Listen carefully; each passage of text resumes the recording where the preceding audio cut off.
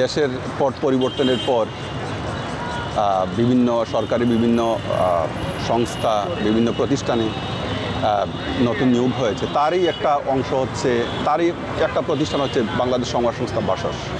সেখানে একজন লোক নিয়োগ দেওয়া হয়েছে, তার নাম মাহবুব মুর্শেদ, যার সাংবাদিকতা সম্পর্কে কোনো অভিজ্ঞতা নেই, সাংবাদিকদের সম্পর্কে কোনো অভিজ্ঞতা নেই, সাংবাদিক সংগঠনের বিষয়ে কোনো অভিজ্ঞতা নেই।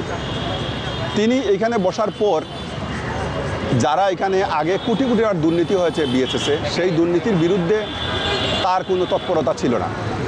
তিনি বরং এইখানে যারা বিগত সরকারের সময়ে সুবিধাভোগী ছিল তাদেরকে এইখানে সুবিধা বাড়িয়ে দিয়ে যারা তখন বঞ্চিত ছিল তাদেরকে তিনি এইখানে আরও বঞ্চিত করেছেন।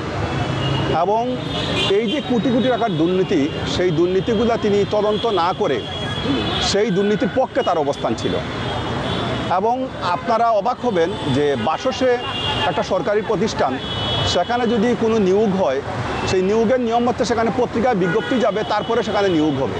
কিন্তু এই মুর্শেদ আমরা জানতে পেরেছি ইতিমধ্যে 19 জনকে নিয়োগ দিয়েছেন তিনি, এটা কেউ জানে না, 3 জন লোক এখানে জানে। এটা মুর্শেদ সহ।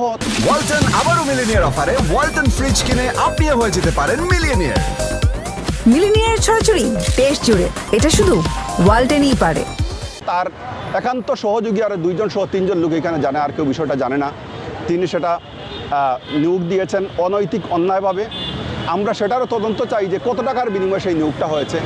আরেকটা বিষয় হচ্ছে যে সরকারি কোনো প্রতিষ্ঠানে কেউ চাকরি করলে তিনি সেই প্রতিষ্ঠানে অন্য কোথাও চাকরি করতে পারবেন না, অথচ এই বিএসএসে চাকরি করে আরেকজন কলকাতার একটা পত্রিকায় চাকরি করে মাহবুব মুর্শেদ জানার পরেও তার বিরুদ্ধে কোনো অবস্থান নেন না।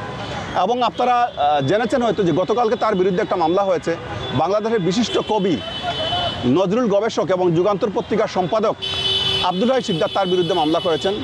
আব্দুল হাই শিকদারের একটা কবিতা সে জালিয়াতি করেছে।